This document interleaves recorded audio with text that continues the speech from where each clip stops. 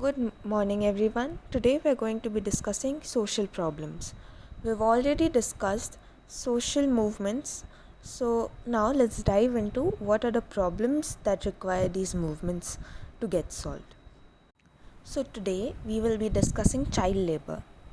Child labor refers to the employment of children below the age of 14 in any form of activity that keeps them out of school. It can be paid or unpaid, at home or outside. So, even if they are being employed by their parents at home, that will still be child labor. That will not be considered helping out at home. All of this is child labor. Children above the age of 14 are also not allowed to be employed in dangerous occupations like mining, welding, etc. All of these provisions are enforced by the government through the Child Adolescent Labor Prohibition and Regulation Act of 1986. So, as of the consensus of 2011, even though this rule is there, 12.6 million children are under forced labor in houses, factories, agriculture, and various other fields. But why do we even have child labor in our country, right? Since there's such wide unemployment, you would think that since there's so much unemployment, so much extra labor available, you wouldn't have to employ children. So, the reason behind it is that children are easier to exploit, especially in the migrant families and in the unorganized sectors, because because there are no rules in those sectors, first of all. And the second point is that to children you can pay very little and get a lot of work out of them without any sort of repercussions. Second, so there's also the failure of the education system that is involved over here.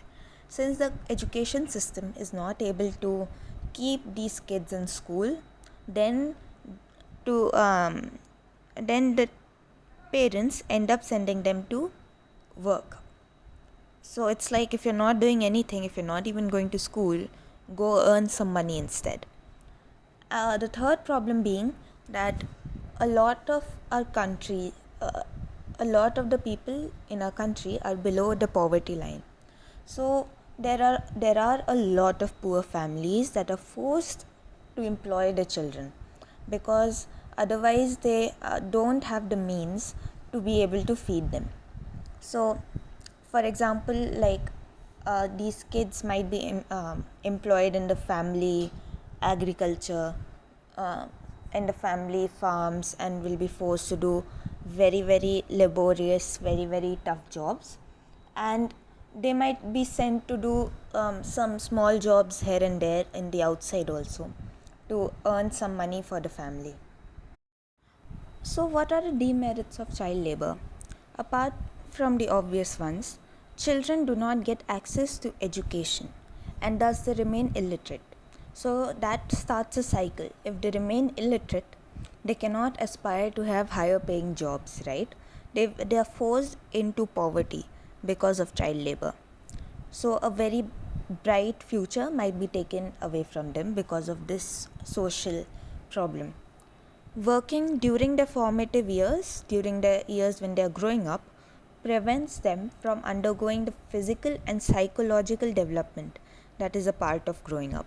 So maybe they might remain malnourished, they might never reach the potential brain and body development that happens when you get the correct diet, when you get the correct education, and so forth. Like, your mind is not getting that involved if you're just doing physical labor throughout your growing years. And such kids are often the most vulnerable to exploitation and trafficking. So you have these kids who do not have access to much, right? And so if you don't have access to you are desperate, you don't have access to facilities, you don't have a lot of avenues where you can go to. So that leaves them in a vulnerable position. So a lot of child traffickers, etc., take advantage of this and force them into trafficking and sexual work and so forth. So now that we've realized that it is such a huge problem with such long lasting consequences on our society as a whole, what can we do to stop it? So, one way of doing is by ensuring gender equality, by allowing equal opportunities for both genders and allowing multiple income streams for family. Okay, so if there's gender equality, if both the parents are allowed to be working, if there are multiple streams of income that is coming in, then maybe in a way less people will be in poverty, and that will prevent the kids from being exploited. It also helps in preventing the discrimination and exploitation of female child. So if you have gender equality, then obviously the secondary citizen status of the female child will no longer exist, and if both the genders are being treated equally, both the sexes will be equally desirable. This if we stop the migration of helpless families, right? If we prevent migration from the rural to urban areas, what will happen is that these families that migrate for better opportunities, they lose a lot of social security and leave them vulnerable, which might force them into poverty, and which might force the kids of these families to get into the workforce at a very early age. So to prevent this, if we can stop migration by providing opportunities in their native regions, by providing education, job opportunities, etc., in the native region itself, a lot of this problem will be solved. Spreading more awareness about the harmful effects of child labor. So a lot of parents don't realize the risk that they are putting their kids at, and the long term effects that this will have on the future and the health of their children. So if you spread awareness about it, a lot of families might think a lot before putting their kids into child labor. They will look at a lot of other options before resorting to it. The last point is that if we put structures in place for protection of kids at even the smallest level, so there should be structures like at the gram panchayat level and so forth, that the sarpanch might look at, okay, in our region are children being exploited, are being forced into child labor or not, what are the causes, what can be done. Then it will be solved at a very modular level, and with that it can be solved at a nationwide level. Another major problem that is faced by children is sexual violence. The worst fact about it is that children are at risk both at home and outside. Therefore, to ensure the safety of children against any form of sexual violence, the government introduced the Protect Children from Sexual Offences Act of 2012. Apart from the issues faced by children in general, the girl child is specifically at a disadvantage because of the patriarchal structure of a society. Many a times the female fetus is terminated. A fetus is a female child, a female in the womb of the mother during the time of pregnancy. This has only increased with modern medical innovations that allow families to determine the gender of the fetus. This way, some people are able to terminate the fetus to avoid the birth of a girl child. This practice is widely prevalent in India because of society's notion that a girl child is undesirable. The root of the problem lies in the traditional practice of inheritance, wherein the male child is the one who has the task of carrying out the bloodline and who is the one that inherits all the property. The girl child is often termed as the pariah dhan, as someone else's daughter. The practice is prevalent in even educated urban population. So, the practice of premature fetus termination and killing of girl child is reflected in the gender ratio of India. In 2001, there were 949 females for every 1000 male.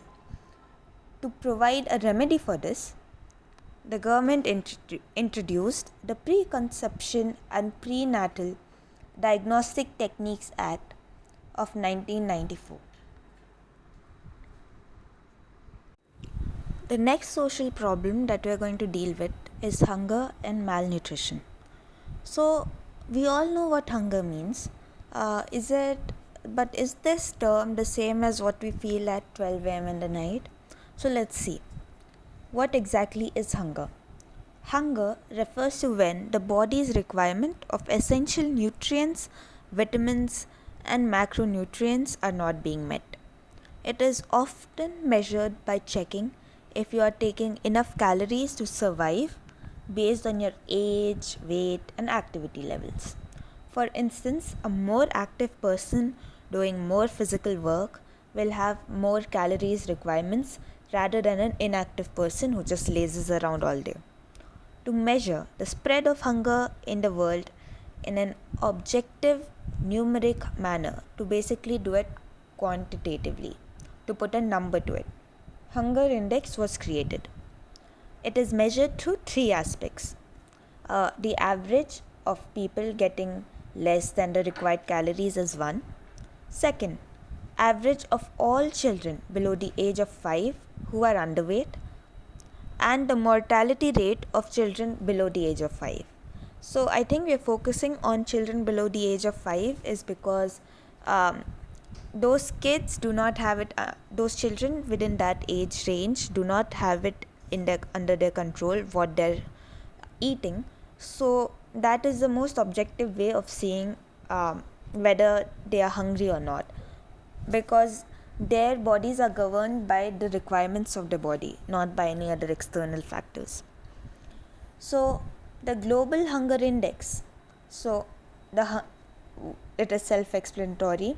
So the global hunger index implies that it's a hunger index of all the countries in the world, placed India at number 20 in its hunger index. So out of all the countries in the world, India was the 20th most hungry country per se.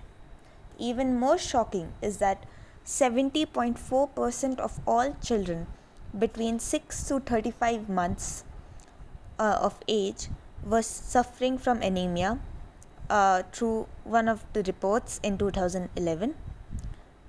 So what is anemia? Anemia basically implies the iron deficiency, while 45.2% of pregnant women suffered from the same. 79% of the children between 15 to 35 months and 56% of women between 15 to 49 years and 24% of the men of similar age, while 58% of the pregnant women suffered from food shortage and malnutrition. So if you look at the figures, all of them are over 50%. So more than 50% of our country roughly was suffering from hunger and malnutrition. So that is how widespread the problem is.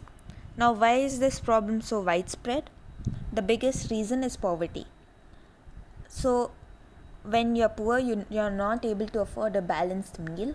You survive on what is given to you. In that way, you suffer from malnutrition because obviously you're not getting the vitamins and the minerals that are required for an optimum diet. Secondly, a lack of awareness about diet, nutrition, etc., and government inaction and inability in providing balanced meals to kids and families living in the poverty below the poverty line. So the midday meal was one of the initiatives taken by the government to provide balanced meal to children in schools. These overall are the major reasons for widespread malnutrition and hunger in our society.